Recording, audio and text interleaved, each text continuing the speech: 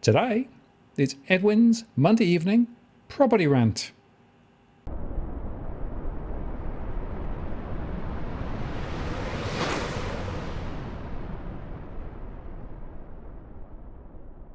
Hello again, it's Martin North from Digital Finance Analytics, where I've noticed posts covering finance and property news with a distinctively Australian flavour. Monday evening, and so of course Edwin is back for another of his rants. Hi Edwin, how you doing? I'm doing well, Martin. Riddle me this, Pat Martin. How do you crush first-time home buyers and keep them down? Yeah, we can't have too many home buyers around the place. They mess everything up, don't they? Oh, look, they do. And it's the way to keep them down is you incentivize and con them into with all the government grants and so forth to jump in with low deposits, very high LVRs. Get the RBA. Well, people say that the governments don't get the RBA to do anything, but you and I know different. To say that they won't raise rates till 2024, and then booyah, drop the guillotine on them. Exactly. Well, expect another 50 basis points tomorrow. I don't know what you think, but I think that's going to be 50 basis points tomorrow, which will continue the journey up. And even CBA is saying, look, probably up to 2.6 eventually. ANZ is saying 3.25. The market's saying 3.9. I mean, these are huge increases. And Nassim Kadim did a thing today on mortgage prisoners, right, which you and I have been talking about previously, actually, about what happens when you can't refinance to a lower rate because your income doesn't support it anymore. And what about negative equity? I mean, we have really set up a really big problem now for not just a few months, but perhaps for several years. Look, we haven't. It's going to take a long time. I was just talking to Dusty over the weekend, and I was telling Dusty that, from even if things were, look, the government's saying that they're going to change things, they're going to do this, even if the million homes were on the agenda, and that was paid income. Before they actually get past the local councils and so forth and all the red tape, we won't see the beginnings or the finishing of the beginnings till about 3 years time. Yeah. Things don't happen overnight, and this is what a lot of people have got to understand. No different to mortgage stress, between mortgage stress and delinquency, which you and I have been talking about. All these grandiose ideas that the governments have, but the previous government smashed the first-home buyers, con them into getting into the market at the peak with all sorts of promises, and now it's part two. Bat Martin, how do you not only chop 50% of the first-home buyers next off, but how do you chop the rest? I mean, you bring in migrants. Absolutely. Well, of course, they announced, 195,000, I think was the official number. We speculated a few months ago about what levers they would actually come up with, right? And funnily enough, migration was on the list, wasn't it? Look, there was, and among other things, and we spoke. Somewhat coy on some of the other levers, but they're out there. They're in the horizon. We haven't done away with them. The Greens are calling for a moratorium or a freeze on interest rate rises. We've had other calls from the Greens to an extent. I sort of go along with them. That's a freeze on rents. It has its merits. We've had all sorts of calls from all sorts of pundits and politicians, but I wonder why. I really wonder why, mate. No, I kind of think that the majority of them have got investment properties. I don't know. Even this fellow that was calling the government for a freeze on interest rates. The little birdie tells me that he's got 4 properties, 2 investment properties that their mortgages over, and a holiday home in a principal place of residence. Good luck to him.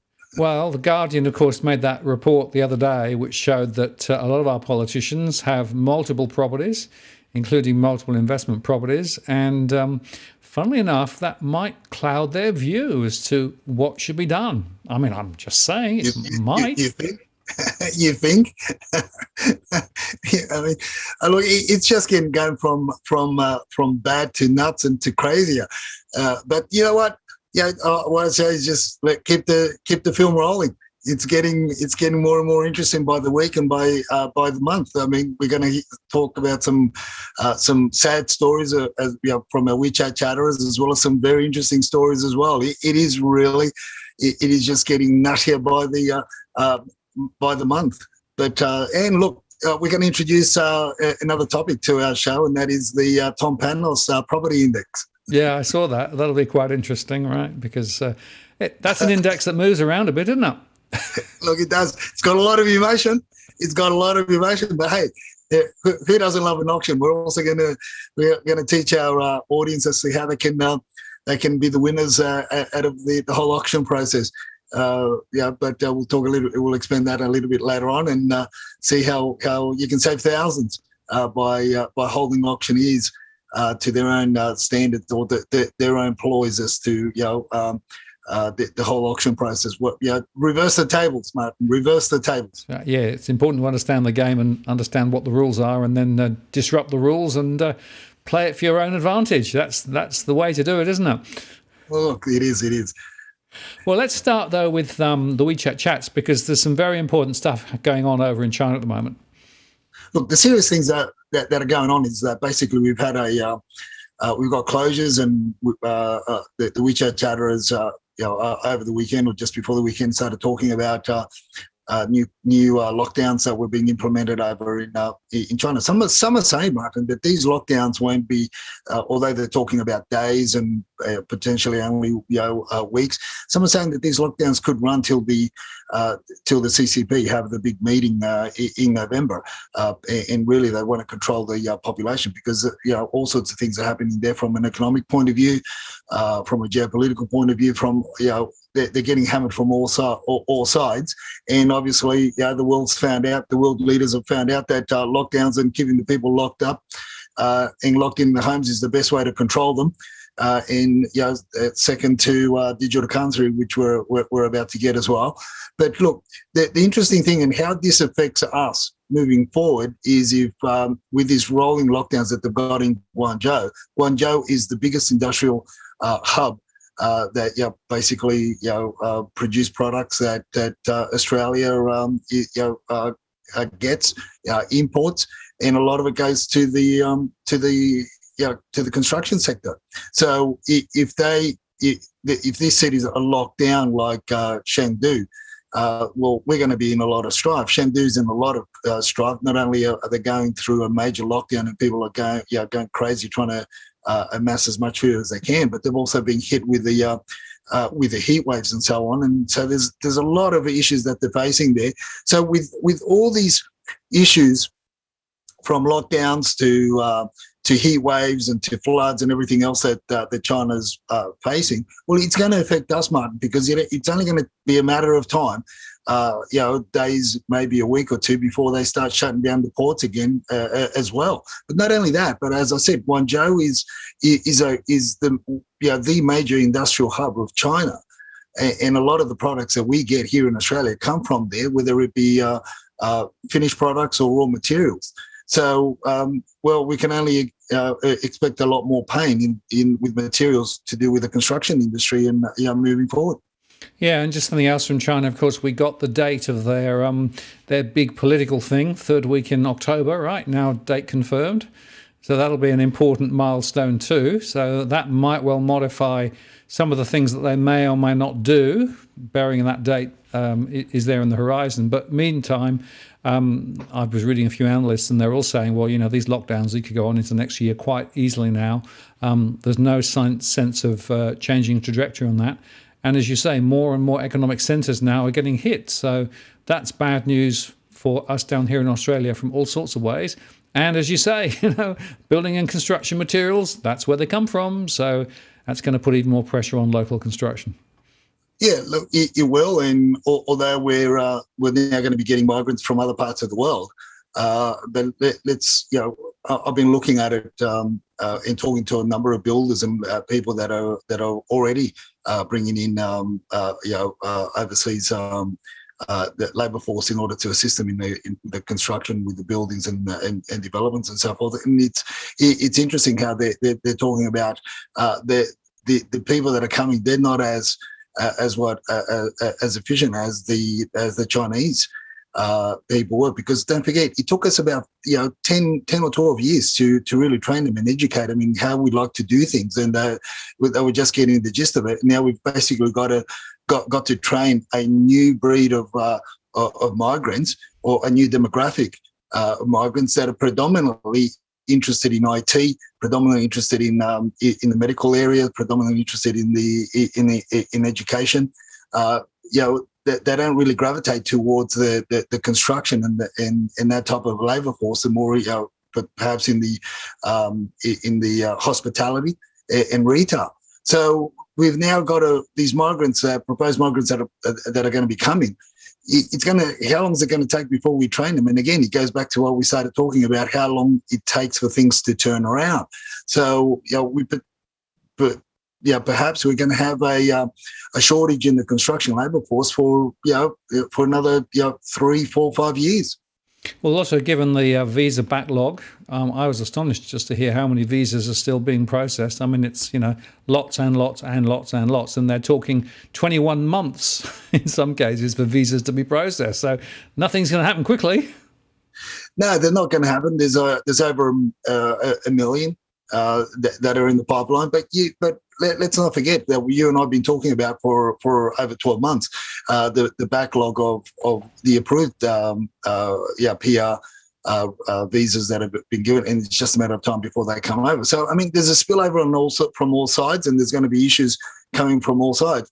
And this is why we started talking about it, about the mass migration, and for us it was a certainty, because not only what politicians were saying on the face, but the changes to the migration policies back in months and months and months ago, which was an indicator from our immigration legals were telling us and were informing us of those changes, which were very strong indicators. And regardless of who came into power, we said that lever was definitely going to be pulled, because the policies had been changed.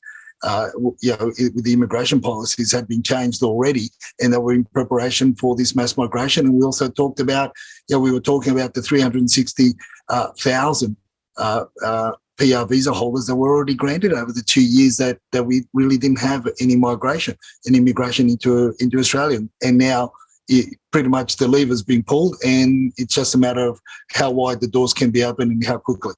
Absolutely. Well, we'll wait and see, and it'll shake down eventually. But the other interesting is there's a cultural reference now coming up to what's going on in China, right? And how to keep the masses quiet.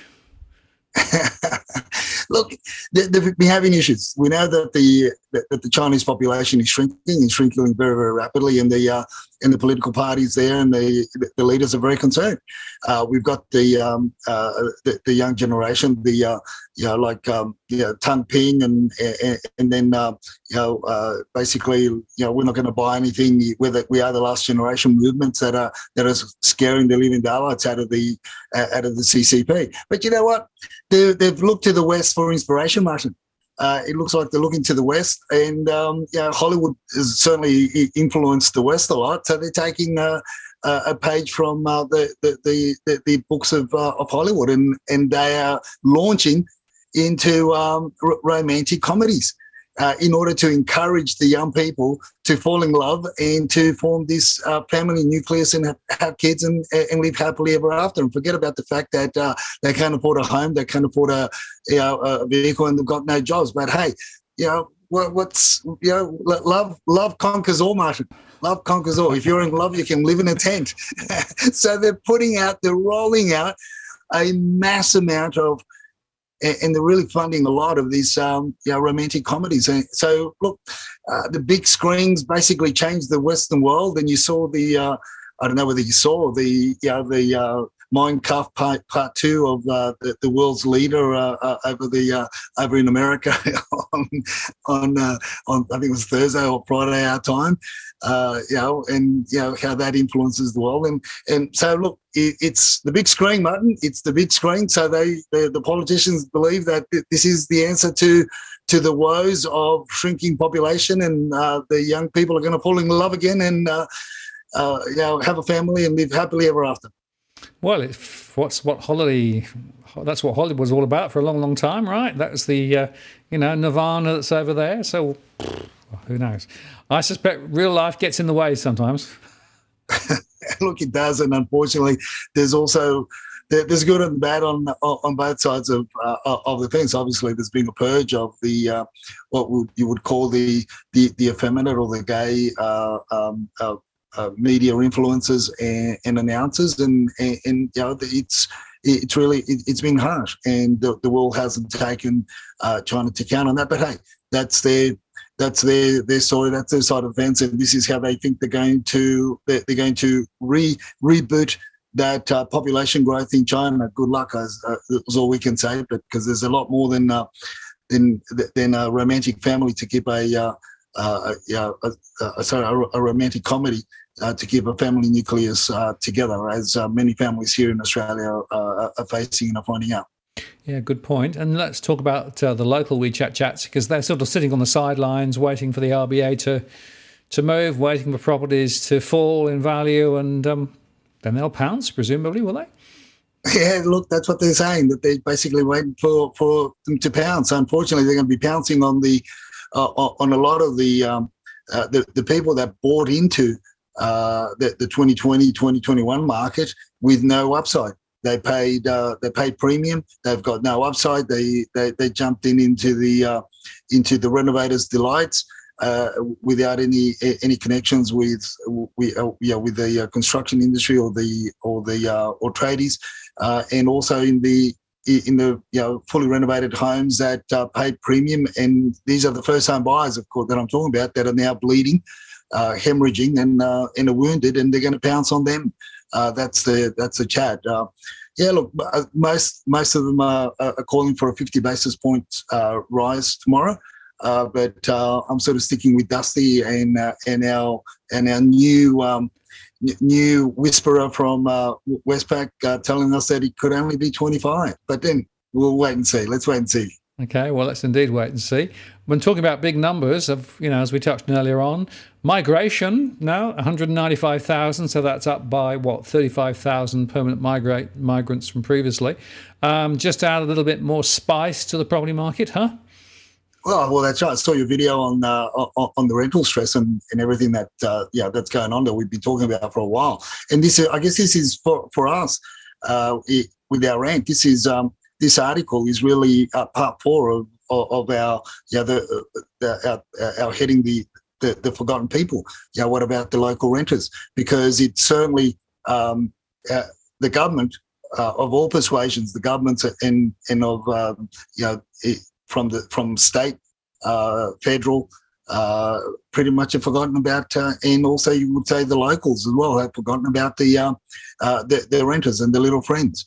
And this is certainly going to put a major squeeze, and hence the reason why the WeChat chatterers have been waiting. And this is what we said even before. This is why the sacrificial lamb, as far as we're concerned, our team and our broader community that we converse with on a weekly basis, we've been saying that the sacrificial lambs have been the first-time home buyers that are wanting to get into the market in the price band between your 750 to $1 million. It's going to look. I'm a believer that it's going to bounce because the investors are going to come back in because of the high rental yields that you can get on in that bracket. Once you start talking above the 1 million, your 1.2s, 1.3s, 1.3s, the rental return isn't as attractive unless you get into those bigger homes with bigger lounge rooms and extra family rooms where the WeChat chatterers are basically converting those homes into makeshift hostels or boarding houses, and they're getting $250 to $300 per week rent per room because they've introduced bathrooms to just about every room in the house. But that's the insane position and place that we are in, and that the renters, the small family units, are finding it more and more difficult. And the increase in migration, and then the current government's smirk on the fact that they're doing this for the future. I mean, somebody said we've all got to go through this. We've got to go through some pain in order to get to the other side. But the unfortunate thing is what we can see is that we're facing the pain, the renters are facing the pain, but our so-called leaders are pain-free. Absolutely, and I did a show today on rents and the issue about rent rises, because there's lots of different ways of looking at it. The Conversation did quite a nice little article in terms of saying, well, you've got to understand the difference between newly advertised rents and the stock of rents. We've discussed that previously before and why there's such a big divergence.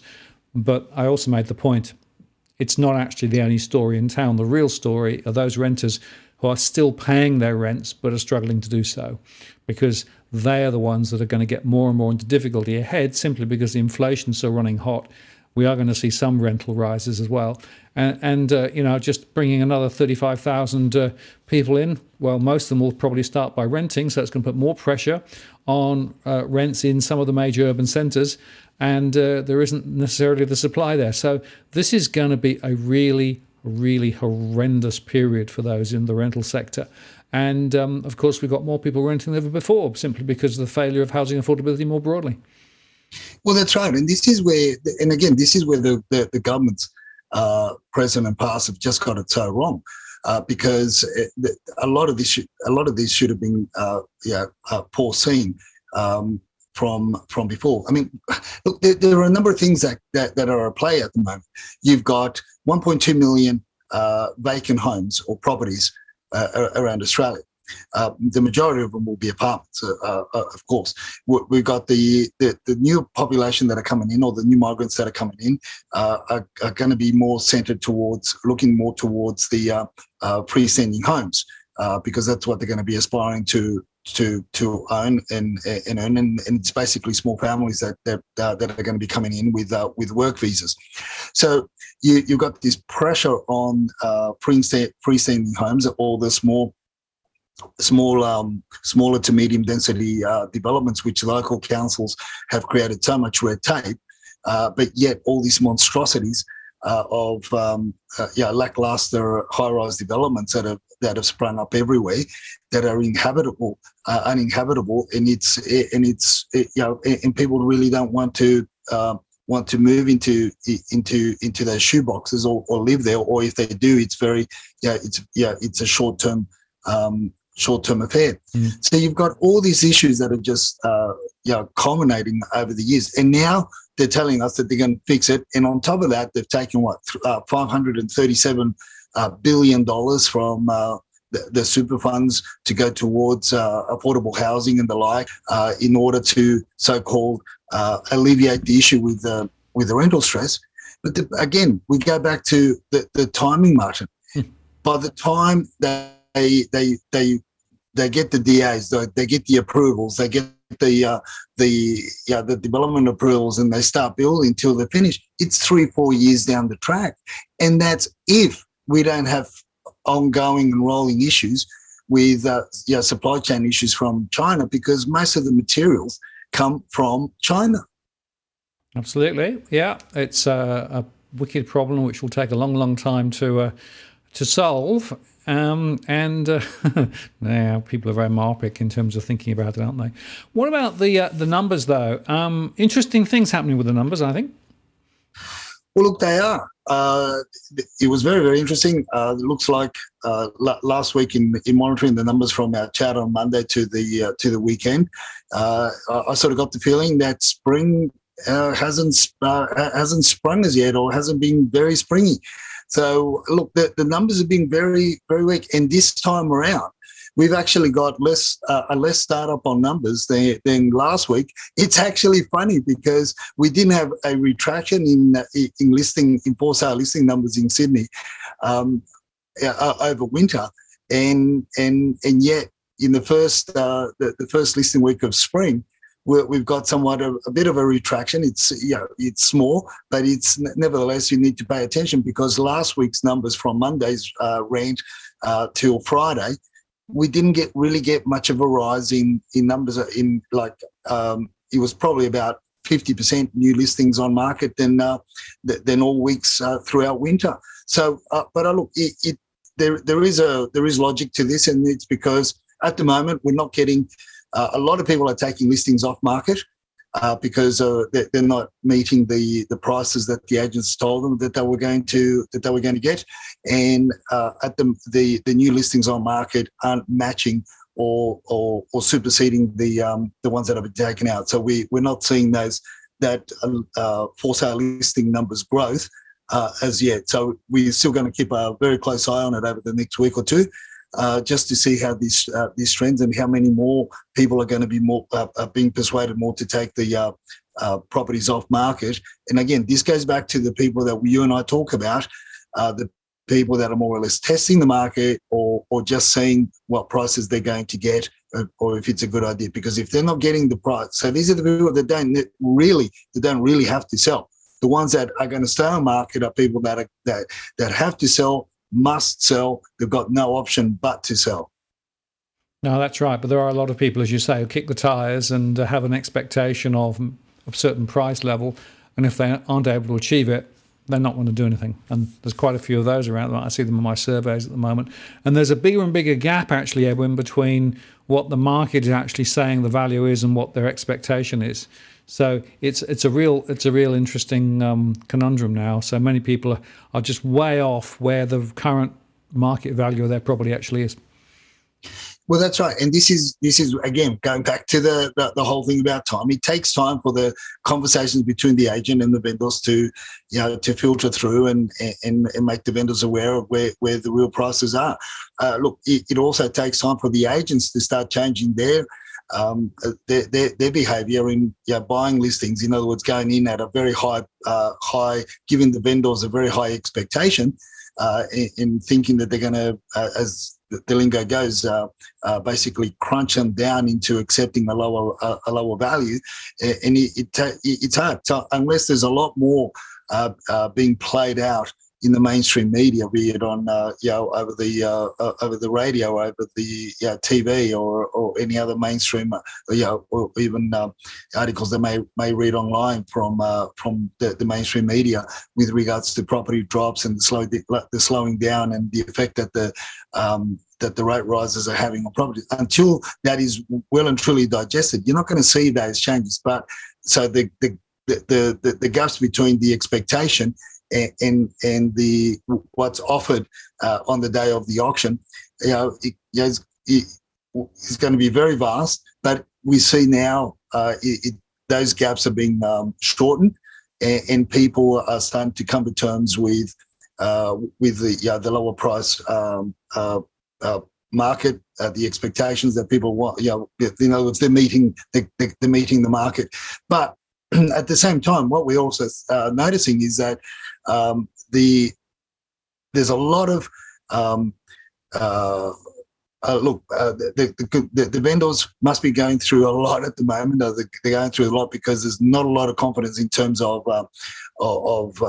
taking the properties to auction and having a genuine sale. A lot of people are asking for to go to market by way of private treaty.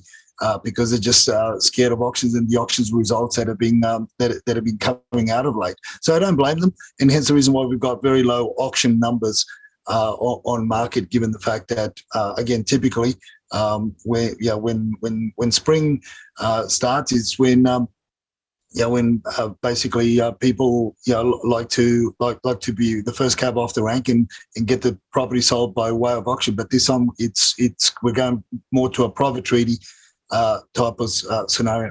Yeah, I'm seeing that in my surveys too. More and more people are just not convinced that auctions make any sense at all.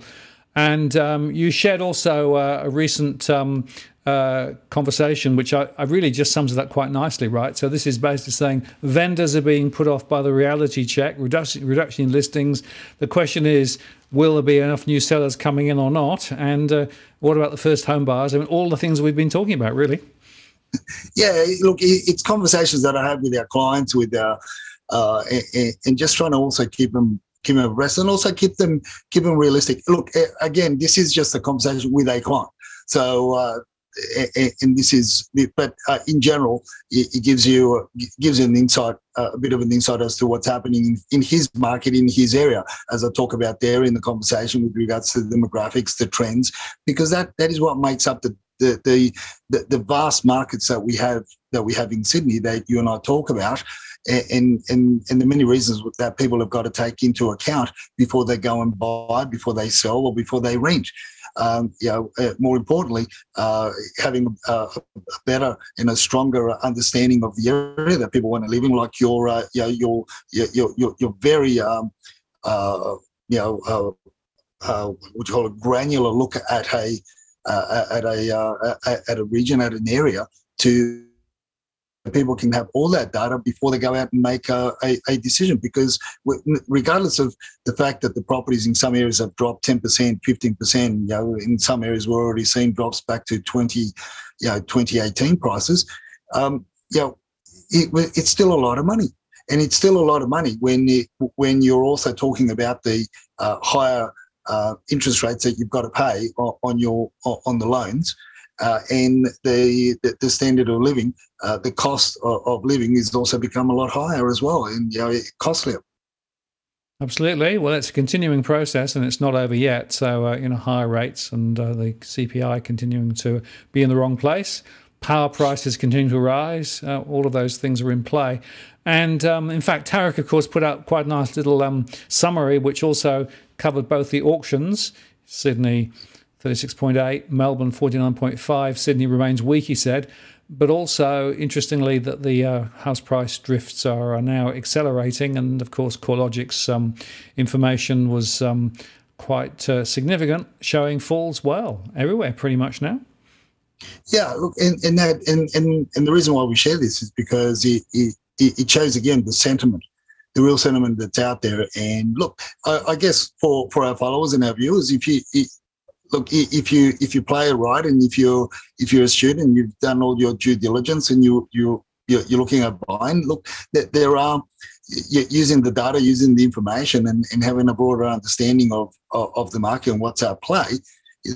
I believe that our followers are making better decisions and more educated, much better educated decisions when they make them. Look, people have to buy, people have to sell, people have to rent, people have to live. So we're just trying to empower our audience with a broader perspective, a broader range of tools and an arsenal of weapons that they can use against the opponent, which are the selling agents. Yeah, they are. That's a very good way to put it. The opponent, the selling agent. So I've had quite a few one-on-one conversations over the last couple of weeks with people trying to get ahead of the curve and trying to really understand what's going on, right? And if you start looking at the data in granular detail down in the postcode and you see the particular property trends, you can still make good calls even in a falling market as opposed to a rising market, right? And if you're buying for own occupation, it can still make sense, but you've got to do your homework. You've got to do things right. We keep saying this, Edwin, but it's so critical, even more critical now. Do your homework, get all the data, get yourself educated, and then go into bat and regard the agent as your opponent rather than as your aid. Well, that's right. Look, and again, we also go back to the ancillary services that are required in order for you to buy a property. Is if you're going to be buying something that's going to be requiring extensive renovation or minor works. So unless you got those contacts, today I was talking to one of our followers, who's also one of my clients, and he's got two brothers in the building industry. And they've, one of them specialises in bathroom renovations, and this is just a basic bathroom renovation that he was doing, say 6 months ago. He was charging from between 15 and 17, not including PC items and tiles. In other words, not including the fixtures and fittings and the tiles, but he was charging 15 to 17,000. In the inner west area, towards Marrickville, Dallachill, and now, he's up to 22,000. because that's how much the labour cost has increased, and the cost of materials and everything that you have to do has increased. So you just got to be careful. And as you say, Mark, you just got to be careful and just got to do all your research and look at things very, very granular and through a microscope before you make that decision.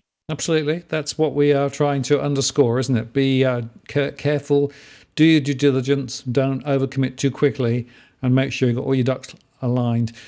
Which takes us rather nicely to what's wackier than the conspiracy theory? And this is a doozy, Edwin. Drum roll, Martin. You got to have a drum roll. What's wackier than a conspiracy theory? This is part two of the last one, and this is where the auction that was not really an auction, but it's an auction, but it's a fake auction, and all that sort of stuff. This is it. This is the latest. So part one, you have to watch our rant from last week. You're going to get part one, and this is part two. So after the saga and the property being sold through a fake auction, so the agent.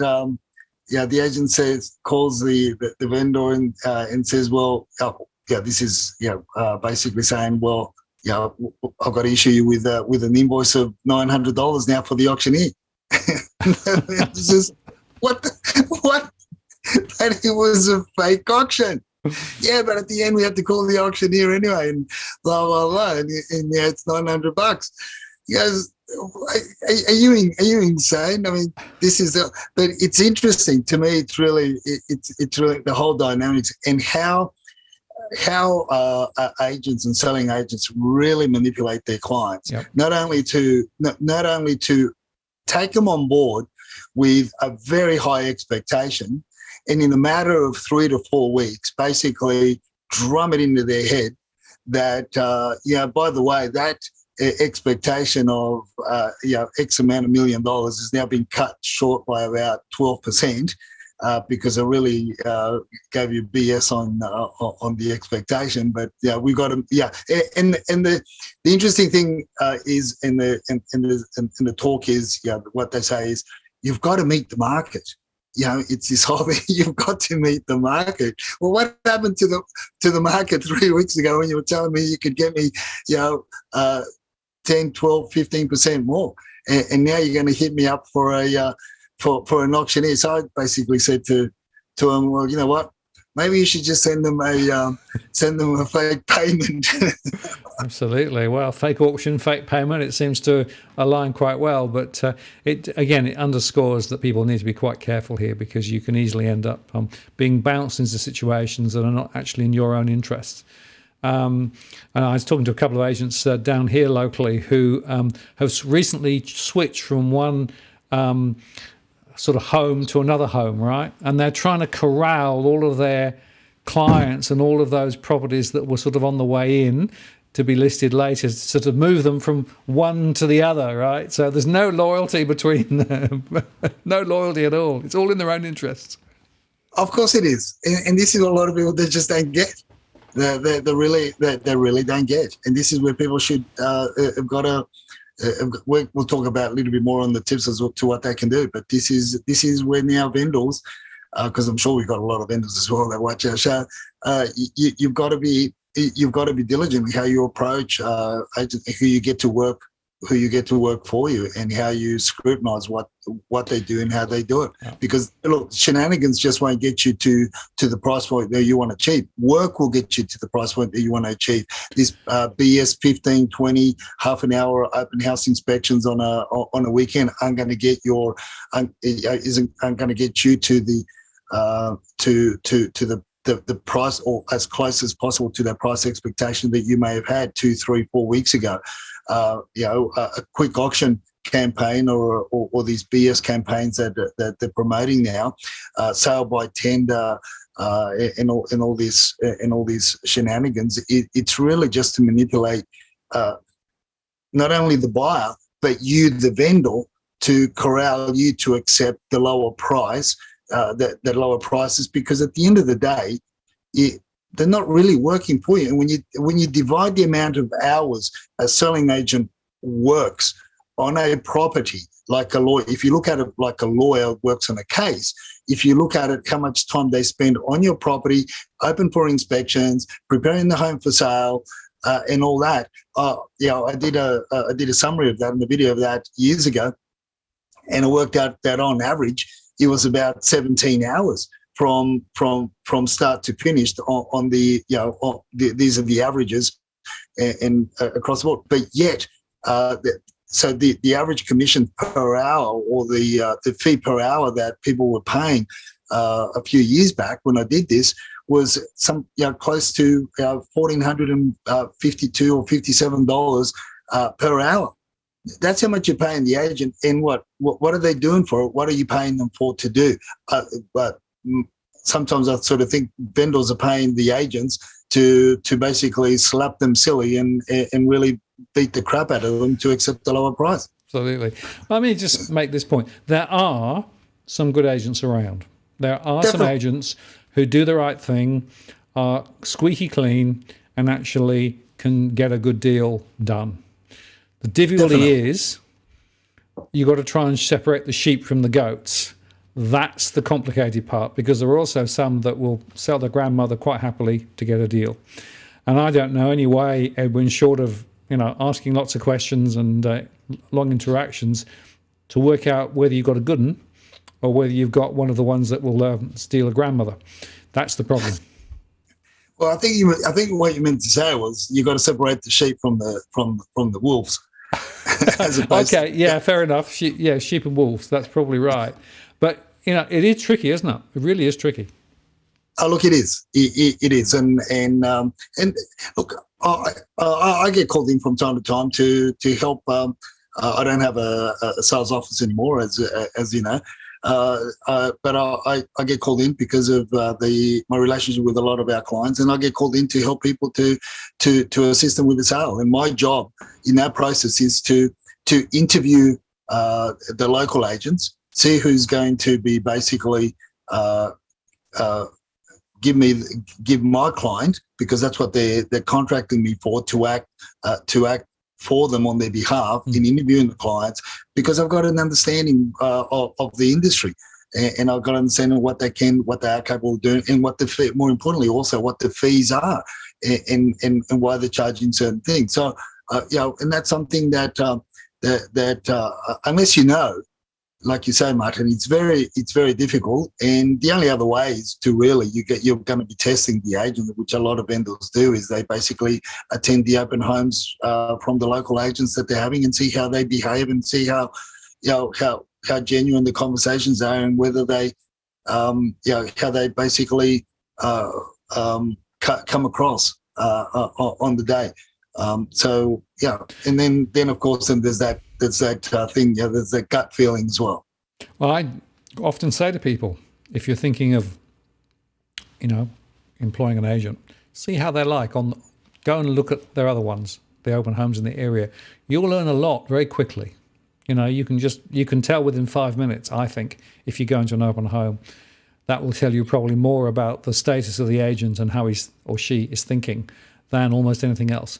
And people are surprised. Oh, you mean we can do that? Of course. Do your own due diligence. Exactly.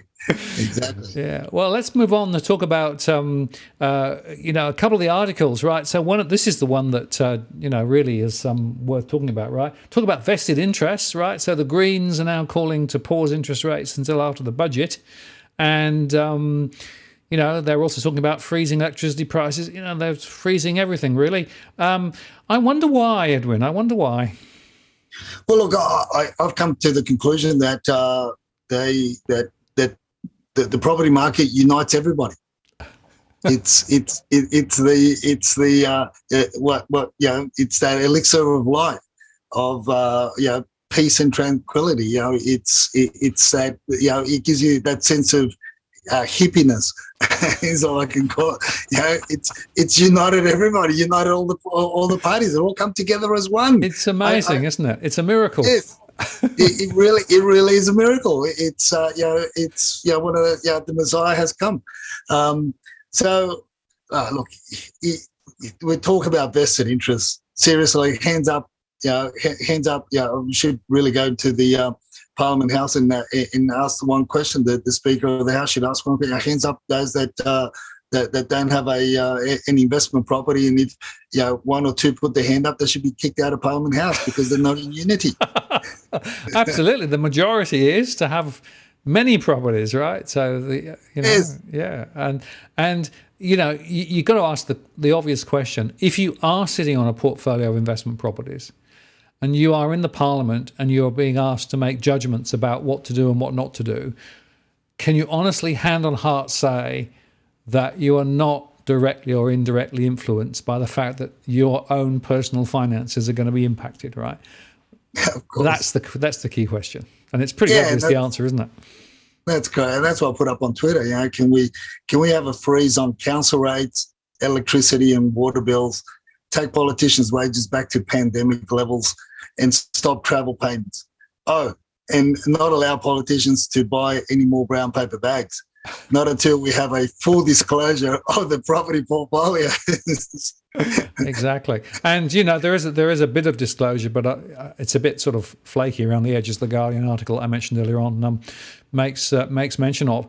But the fact is that we know that many politicians have quite big portfolios and, therefore, they have vested interests. And interestingly, they can disclose them but still keep them. Now, interesting, if you have share portfolios, you have to get rid of them, all right? So why have they still got properties, is my question. Why have they got properties when they're in Parliament? Yeah, but then again, look, it all comes back to all the other shenanigans. Then you've got to start talking about trusts, property trusts or companies and properties owned underneath trusts and the like, and it's a mess. Look, blind trusts. There we go. That's already been done. It's already been done. That's crazy. Vested interest. Yeah, look, it is. Yeah. It is. But look, at least we can. We can be very positive today, Martin. We can say that the political parties are united. Absolutely. Yeah. Well, there we go. The miracle of property. It brings everybody together. That's right. Now, let's talk about Tom Panis, because, of course, Mr. Panis he's bullish. Is he bullish or bear? I'm not sure where he is at the moment. Don't know, but I just thought we'd start the Tom Panis property index as well. So a few weeks ago, he was calling the bottom of the market. We're back, baby, we're back. Something along those lines. Then the following week, it was not so. It was a bit frosty. With 4 out of 11 sold this weekend. A little bit solemn still. 3 out of 6 sold. You could say it was a 50% clearance rate. But look, at the end of the day, Martin, this is what it comes back to. It comes back to the confidence in the market, right? It comes back to what people can say all sorts of things. I mean, look, Dusty likes wet food, and Evan loves dry food. Dusty likes egg yolk. When I have hard-boiled eggs, and Evan doesn't. So does that mean that 50% of cats like egg yolks and 50% don't? It all comes. It's all statistics and numbers, right? So what I put out there on the tweet was, let's not focus on clearance rate numbers, tweeters. Look at the low sales via auction, or compared to the open for inspections. If we're really going to look at numbers, I meant to say before, let's not focus on the averages, but let's look at the broader picture, which is the numbers. And in that screenshot, in that tweet that I put out there, with regards to the Tom Panis index, it can be all over the place because it's a very, very short sample. In that, when you open up that tweet, you'll see that on the weekend, on Saturday, there was still 571 properties registered to go under the hammer in New South Wales, right? This is the website that I get this data from, and it was 571 were still registered on the Saturday, on the day. Underneath that, you can't see the 5, but it's 571 in New South Wales. But underneath that, look at the open for inspection numbers. There was 22,450 open for inspections on the day, of which Tarek's put out that 38% of listed auctions sold over the weekend. So do the math. Not a hell of a lot of properties that are being sold. So what does that tell you? There's very low confidence from a buyer's point of view. They're very, very cautious in buying. There's very low confidence from a seller's point of view to achieving the price points. So what we're going through this stage, this period, when you look at the bigger, the broader picture, as we say, numbers don't lie. Percentages and auction clearance rates do. Yeah, and this is where people have got to, our friends and followers that are looking at buying, as I say on my Twitter posts before the weekend, stay frosty and be Tyson. Duck and weave. Don't let the auctioneer and don't let the selling agents dictate what they want you to pay to obtain the property. You are in control right now. It is a buyer's market. So that's what I just wanted to put out on there with regards to the Tom Panos Index. Because you talk about a short sample, and it's that short sample seems to sway his emotions from one end of the spectrum to another. And again, one auction sale, one property sale, high sale, low sale, one indicator does not make the market. No, absolutely. One swallow doesn't make a summer, as I sometimes say, right? So there's lots of different factors to think about. But the overall trends is what you've got to look at, right? And we know a few things. We know that, listings are relatively high, although, as we highlighted, they didn't rise recently. We know that property prices are falling. We know that less are being listed for auction, more are being listed for private sale. We also know that in some cases, vendors who have to sell are having to come down 10 or 15% to be able to meet the market. And that's now true not just in and around Sydney and Melbourne, but it's spilling out more broadly. And we also know that ahead, as we come into the spring selling season, we're going to see more property investors worrying about whether they should sell before prices fall further. And we also know that banks are beginning to put more pressure on some borrowers who have got difficulty with their mortgages to sell now before prices fall. That, in a nutshell, is the context. Plus, of course, rising interest rates. When rates go up, credit availability tightens. The margin above the current interest rate is 3%, which means that effectively your ability to borrow is reduced as rates rise. That means that people can't get as big mortgages. That means that credit is tightened. That puts prices down. There you go. In a nutshell, that's what's going on. Yeah, and a lot of people can say we're nutty. I would just like to give it all out. Well, I don't know, nutty. I mean, I'm just watching what's going on and drawing all the threads together. And by the way, I'm going to make a post tomorrow about those all those spare properties that are around. The million plus spare properties, because there's some interesting analysis that's been done as to what's the cause. But I won't steal that thunder now. I'll just say it's coming tomorrow, folks. So watch out for that.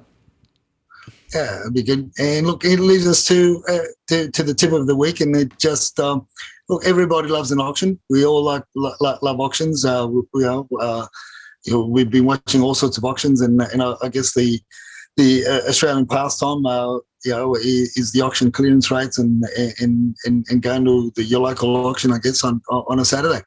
But look, now you can conduct your own auction, folks, and this is what we call the reverse auction.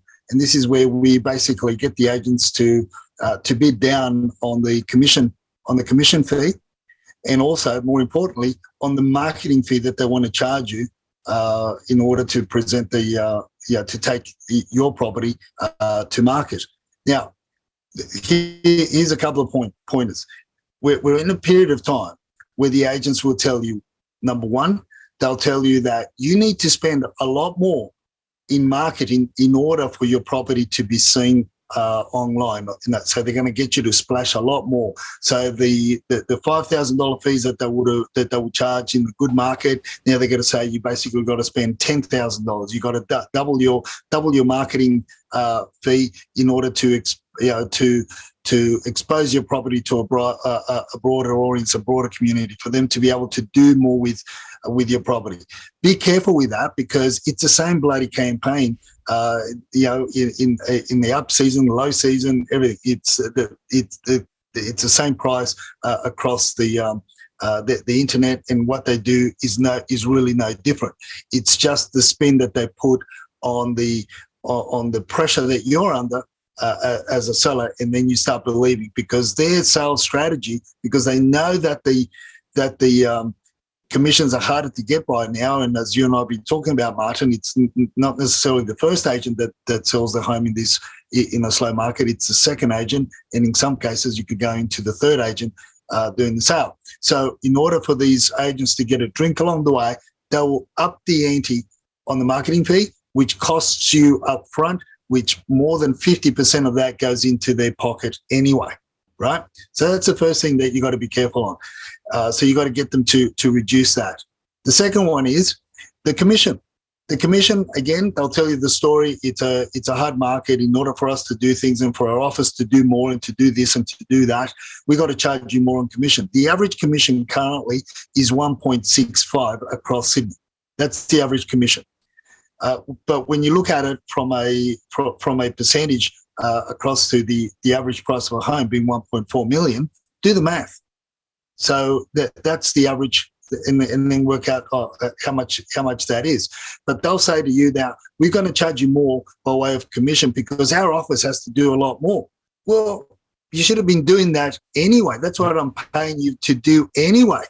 You know what I mean? Because at the end of the day, the average hours that an agent spends on a home on an average market is 15 to 17 hours, right? So yes, they may be spending 5, 7, 10 hours more, but realistic. But when they're charging you $1,456 or something dollars per hour, maybe they can afford to spend a little bit more time. I don't think it'll hurt them to cut their fee down to to sort of spend double the amount of time, because barristers, I know a hell of a lot of good barristers, and the junior barristers are charging $650 an hour. You're actually giving a real estate agent $1,450 an hour. And these are the things that agents will do. So start having your reverse auction, but basically, say, look, I'm going to be transparent with you when you get the next agent in. I'm going to be transparent with you. LJ Hooker wants to charge me this, and that. What will you charge me, and what are you going to do for me, and what are you going to throw in? So, and that's how you start having your reverse auction. In other words, you're turning the table on, and you can, and most of all, just have fun doing it and just watch them squirm. No, great advice, Edwin. And I think if you couple that, as I say, go and visit what they're currently trying to sell on open days and see how they perform actually, in a context as well. Put those two things together, and you're onto a winner in terms of picking the right agent at the right price point. Look, it is, and look, it's at the right price point, right? It's not necessarily the cheapest, but it's also getting them to what are they going to do. So, are you willing to do a 1 hour open house? I'm going to give you the house for as long as you want. Are you going to do 1 half-hour open house in the week? Are you going to do 2 half-hour open houses in the week? And are you going to have your open house between 10 and 12 so that you can go to the beach after that, or you can go on whatever you need to do on Saturday after that? This is what I don't get. Most agents have their open houses between 10 and 12. When I was doing sales, most of my open houses were later in the afternoon, when everybody went and took the went through all the mess of going through all the other open homes and trying to get there and ran frantically. Then they had to pick up the kids from sport, and then they had to have lunch and everything else. So basically, and not only that much, but our open homes were on average an hour, in order for people to spend the adequate time to feel comfortable and do all the due diligence, as much as due diligence as they require. But these days, it's all about quick, and then take your money and run. So this is your opportunity to have a go at the auctions and reverse auction and crunch the agent. Absolutely. I'll just add one thing. The other thing I always do is insist that they give you a debrief after each open home, right? Because quite often you hear nothing. Especially when I feel the news isn't good. Yeah, exactly. So it's really important to get that consistent feedback. And so one of the things I always say if I'm involved is, okay, at the end of each open home, just send me an email or give me a phone call. Tell me what happened, what was going on, what are the key messages. So because that keeps you in the loop then, and you don't just then throw it all over the fence and say, well, they're looking after it, I don't need to worry. No, it's really important that you do, because what you want to know early is what the indications actually are as well. That's something else which I think is quite important. Yeah, that's right. And that's it. And then just gather as much intel, both from as you do from when you're buying to when you're going to sell. This some intel, because at the end of the day, it's going to be an individual, a professional that's going to be working for you.